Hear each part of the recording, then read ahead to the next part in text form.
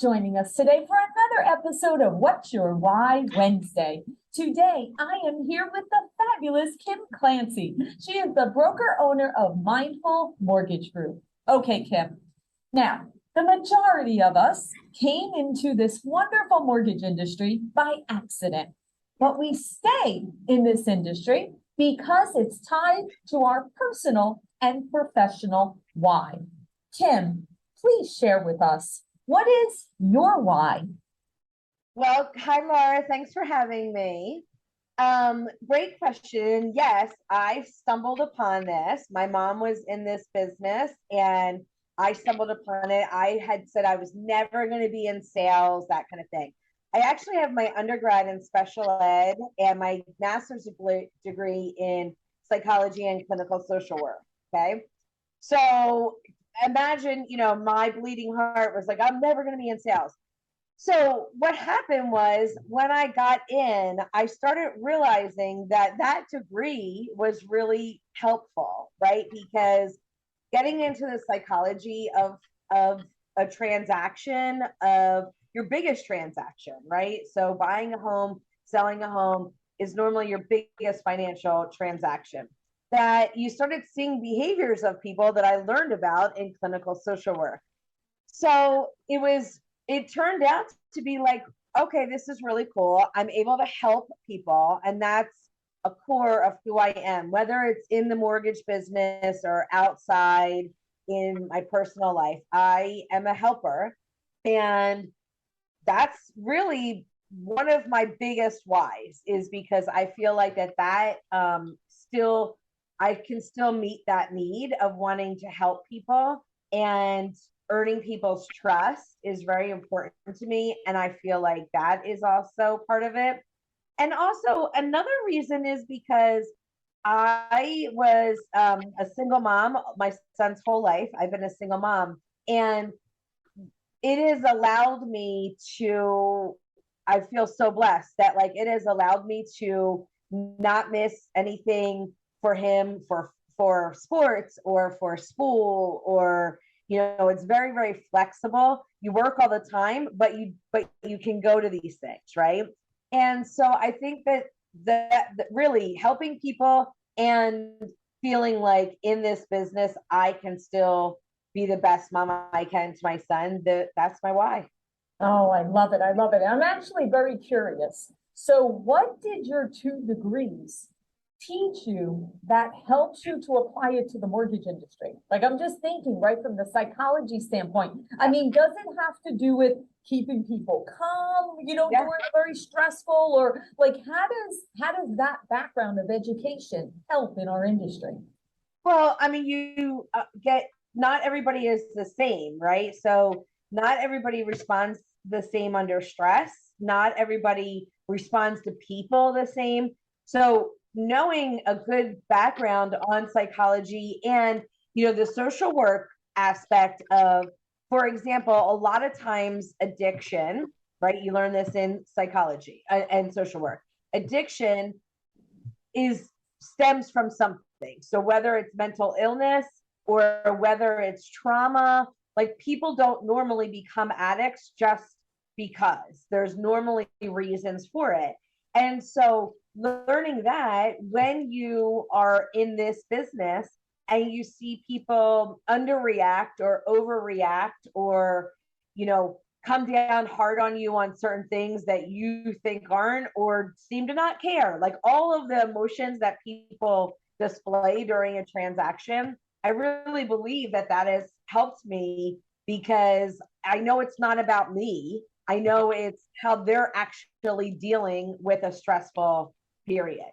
Somewhat like if you were, somebody that got a bride ready, right? I know this is kind of, but I would imagine it would be the same. Like if you were the hairdresser or whatever, it's like you're seeing her on her most stressful day.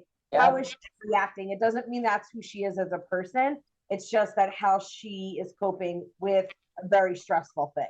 That really is such a great analogy. And it was almost, it's funny, it almost took me back to me purchasing my first home, which I was very young. I was 25 years old, and I'll never forget, I wasn't in the mortgage business at the time. And I remember getting a letter in the mail with my commitment in it, right? So I didn't get a phone call or nobody reached out to me. All of a sudden, I just get this letter. And I remember opening up the letter from the mortgage client, and I opened it up and it said, here's your mortgage commitment, whatever. And it said, null and void unless I send a 1% point within 10 business days. And like, I taking the money up front? swear to God, I'll never forget this, right? So here I am, I'm 25 years old. I barely have any money. I'm getting an FHA loan. And I remember sitting on the floor in my living room crying, going, where am I going to come up with this 1 point that if I don't have it within 10 days, I'm null and void in my commitment? Oh my And I God. remember calling my mother saying, Mom, can I borrow? Like, I need this money because otherwise, now, no explanation of what this is. Nobody called to explain. No one told me I was going to be charged at this point. Like all this stuff. Now you got to remember, this was before all these laws are now in place. Right. But picture, right, the state that I was in as this, I was traumatized. And now for me, all these years later, that's one of the reasons why I love the mortgage industry now, because it's so much better than back then. Like now there is that structure. And that's why I love working in our industry where we work with great mortgage brokers that take the time to explain and communicate, right? But people back then were traumatized, right? To the point of they didn't want to talk to a loan officer anymore. They're like, no, don't go buy a house. Do you blame them? Right.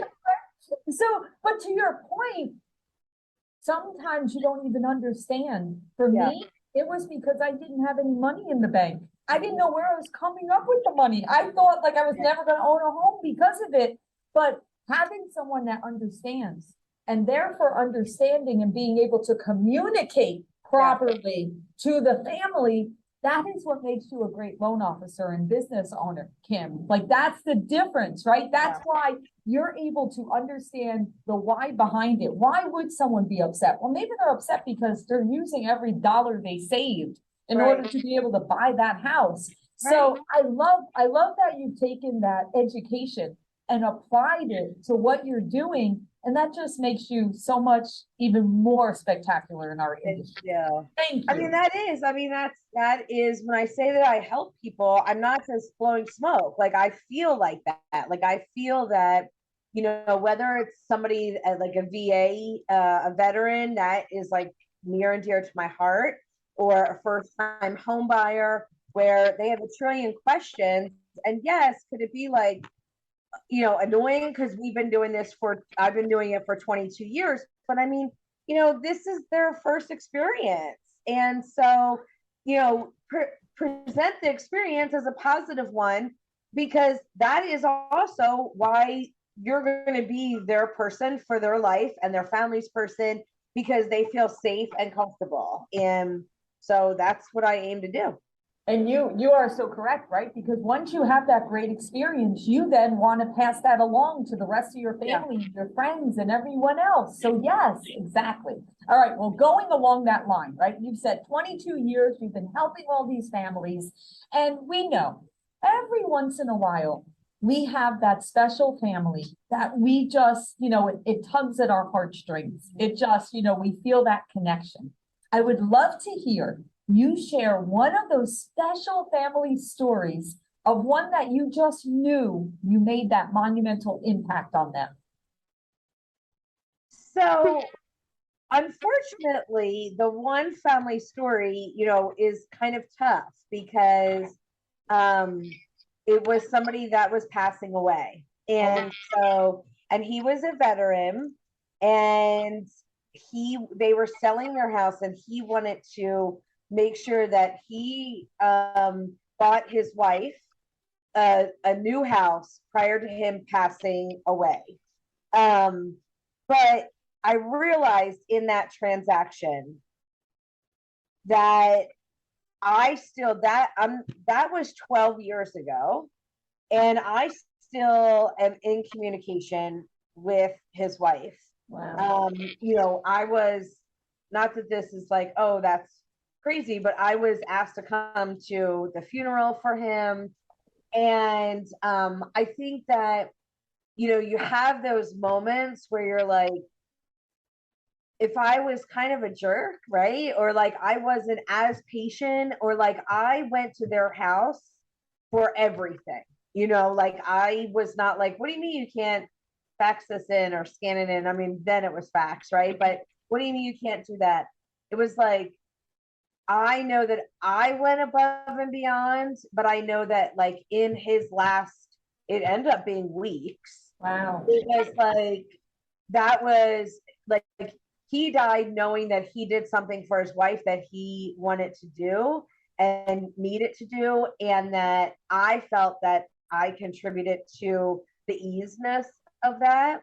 And so that is one of those transactions that, like I said, that sticks out, right? Because I know without a doubt that I made his last few weeks more bearable. I know that without a doubt. And that's pretty cool, right? I mean, not cool in that way, but it's Yeah, like this. no, but special, so special, Yeah. right? Because, I mean, it's hard enough, Yeah. to do something like that, but we all know that was weighing on him, right? That was something that he had, that burden that he wanted to have peace with, right? He wanted to have that peace. And you allowed him to have that peace for him and his entire family. So no wonder why you were part of, still communicating with her all these years later and being part of that grieving process. Wow. Yeah. That's really impactful. That's for sure. Wow. Incredible. Oh my goodness, Kim. And that's So I think, like I said, I wish I had like a great, perfect, feel good, like, oh, I did this or I did that. But I think, that this was, I mean, I've helped thousands of people, and this is one that I will never, ever forget. And so grateful that I was able to walk that path with them. Exactly. I love it. I love it. Okay. So you've been doing this for a long time. You have so many insights and clear perspective to share with others. What we'd love to hear is if you were going to give a piece of advice for someone new coming into the industry, what's a few things that you've learned in your career that were like, make sure that you know this, do this, or think about this? What would you say? So this is actually pretty easy because I say this to a lot of people because I do a lot of podcasts, be community based, right? So I'm very active in my community, but I am the kind of person that, I mean, I went to the chiropractor this morning and I was really sitting there, two past clients walked into the chiropractor, right? So it's constantly like that. So I'm always asked a lot of questions about that and, community building. Yep. And here's what I would tell somebody new coming in is that you have to find your thing, right? So I think that we see all these webinars and see all these podcasts, and then we're like, oh my gosh, are we not doing this? Are we doing that? Are we, we hitting our CRM? Are we not doing, right? All the things. And I think that my biggest thing I would tell people is find your thing. If you don't like to call internet leads, don't take internet leads. If you don't like to do community events because you're an introvert and it's not something that you like crowds, then don't do that. You know what I mean? Like there's plenty of things that you can do to build your business, that you have to find the thing that you're passionate about. Not that I am, or not that you are, Laura, or not how I'm successful or how you are. Sure, we can take tidbits of everything from people, but you have to find what you're passionate about, or you're not going to succeed in it because it's not really what you love doing. So that really is my biggest takeaway. And even, I'll watch Tony Robbins, or I'll do my 2020 coaching or any of the things. And it's like, I don't dump all the eggs in that basket of one thing because, yes, 2020 might teach me time management, but I also know that like when I am doing a face to face with somebody, I talk a lot longer than what I should talk. It's just who I am. I'm not going to like beat myself to a pulp about it. It's who I am. So I alter my business around what makes me happy. You know what I mean? So that would be my suggestion that I would say, like, find your thing. I think that's a wonderful suggestion because what you said there is be open to hear different things, keep going out and kind of listening and absorbing, but take all of that and apply it to what you said, to your passion, to what makes you happy, right? To your point, if you're somebody that absolutely hates cold calling, well, maybe that's not the approach. Don't beat yourself up. Don't constantly say, oh my God, I have to learn how to do this better. Right. Focus on something. Maybe you want to go to those community events right. because you're passionate about your community and you know that you're gonna like connect with those people. Well, then lean into that. Or lean into Facebook marketing or some other kind of marketing, right? Maybe you're better at that. Right. Whatever it is that you're passionate about. Keep an open mind, listen to different resources, and then apply them to you.